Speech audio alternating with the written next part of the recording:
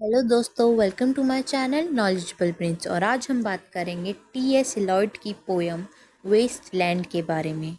दोस्तों, ये पोयम बहुत ही ज़्यादा लंबी है। इस पोयम को लाइन बाय लाइन समझना इम्पॉसिबल है, इसलिए मैं आपको सेक्शन वाइज इसकी समरी एक्सप्लेन करूँगी आज इस वीडियो में।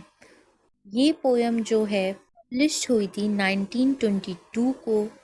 ये एक मॉडर्नाइज्ड लिटरेचर का काफ़ी इम्पॉर्टेंट वर्क है और ये पोएम जाने जाती है फ्रेगमेंटेड स्ट्रक्चर के लिए, इसकी रिचनेस के लिए, इसकी स्पिरिचुअल एम्प्टीनेस के लिए।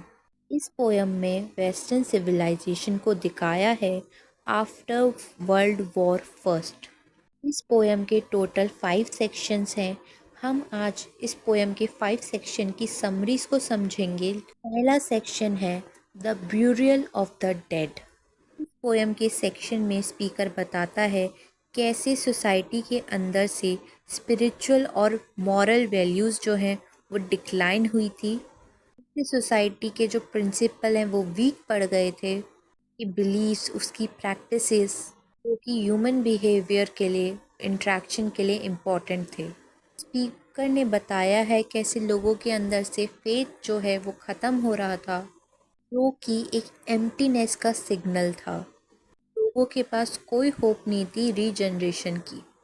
इस सेक्शन में काफ़ी माइथोलॉजिकल रिलीजियस फिगर शो हुई है, जैसे हाइसेंट गर्ल, मैडम सिसोस्ट्रियस, फेमस क्लेवोएंट, जो कि स्पिरिचुअल एम्प्टीनेस को शो करती है और लैक ऑफ ह्यूमन एग्जिस्टेंस को। ब्यूरल ऑफ डेड जो है प्रेजेंट करती है डेथ ऑफ मॉरल्स की, वैल्यूज़ की, बिलीव्स की।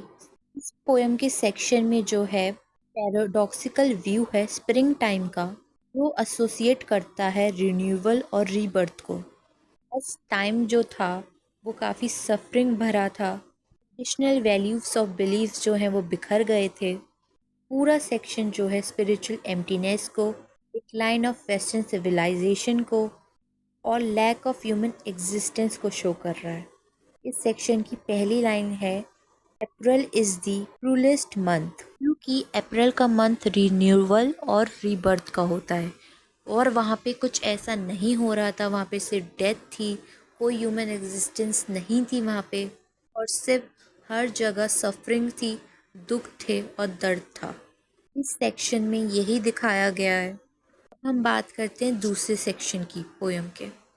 पोएम के दूसरा सेक्शन है अ गेम ऑफ चेस, जिसकी ओपनिंग होती है एक लग्जरियस अपार्टमेंट में, जहाँ पे एक वेल्दी वुमेन रहती है जिसका नाम है लिल, और वो अपनी दोस्त से बात कर रही होती है जो कि एक टाइपिस्ट है।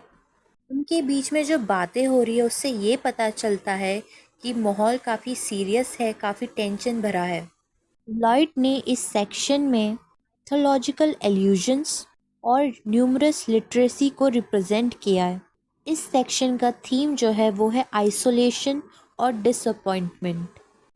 जैसे कि जो लिल की कन्वर्सेशन हो रही है अपने दोस्त टाइपिस्ट के साथ, वो हो रही है फिलोमिल के बारे में, जो कि एक ग्रीक माइथोलॉजी का कैरेक्टर है जिसका रेप एक किंग पेरिस ने किया था। ये थीम फीमेल ऑपरेशन और वॉइसलेसनेस को दिखा रहा है।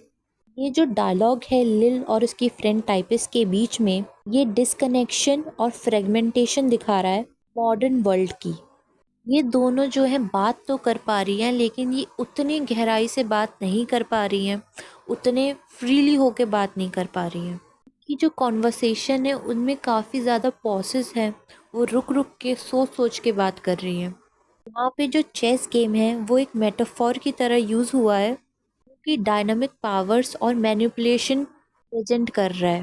लिल इसमें डोमिनेंट प्लेयर है जो कि मैनिपुलेट कर रही है पीसेस को चेस बोर्ड के। ये गेम जो है एक strategic calculative nature of human को प्रेजेंट कर रहा है। इसका इंट्रैक्शन मॉडर्न वर्ल्ड से हो रहा है।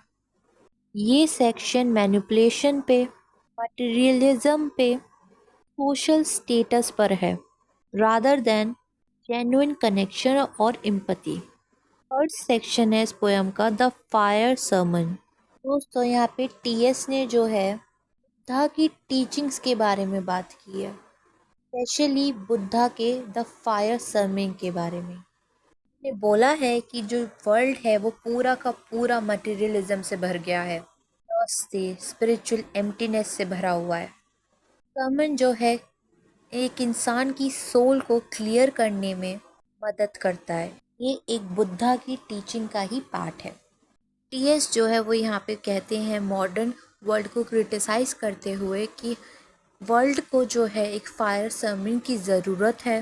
स्पिरिचुअल रिन्यूअल के लिए वो पुकार लगाते हैं।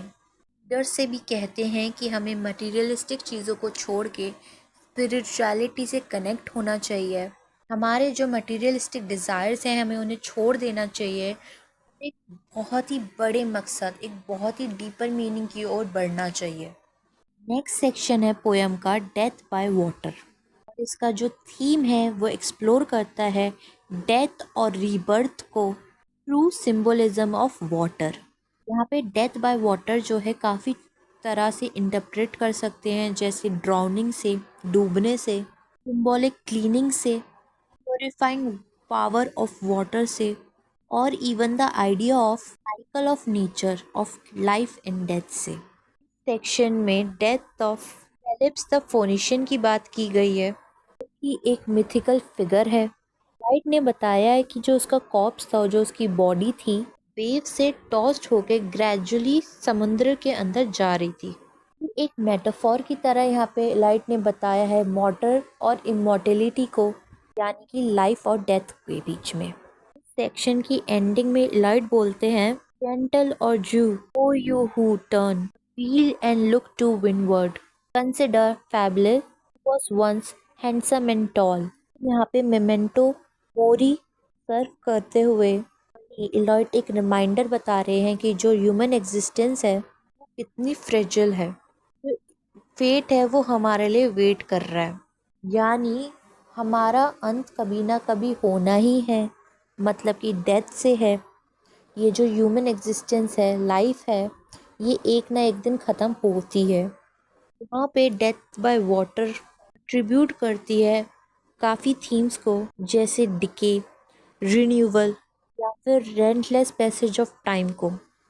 पोएट जो है यहाँ पे रीडर्स को बोलते हैं हम एक मिस्टीरियस मॉर्टेलिटी की लाइफ साइकिल में हैं। फिफ्थ सेक्शन इस पोयम का है what the thunder said. Poem का ये जो सेक्शन है ये काफ़ी कॉम्प्लेक्स है, काफ़ी मिस्टीरियस है, पजल वाला है, इमेजरी है, फ्रेगमेंटेड है, मल्टीपल वॉइसेस हैं। इसकी जो ओपनिंग है वो काफ़ी ज़्यादा इंटरप्रिटेशन को शो कर रही है। इस पोएम के सेक्शन में जो थंडर है वो रिप्रेजेंट करता है अथॉरिटी को, पावर को और डिवाइन कम्युनिकेशन को।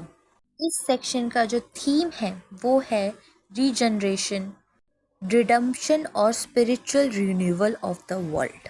ये जो सेक्शन है ये रिलीजियस, माइथोलॉजिकल, लिटरेरी सोर्स को प्रेजेंट कर रहा है, एक इमेज, एक सिंबल डिपिक्ट कर रहा है, स्ट्रक्चर ऑफ सीरीज बता रहा है, the larger part as a larger story, different human conditions को डिपिक्ट कर रहा है ये, स्पिरिचुअल अवेकनिंग और एनलाइटमेंट को, जो कि स्पीकर की हो रही है।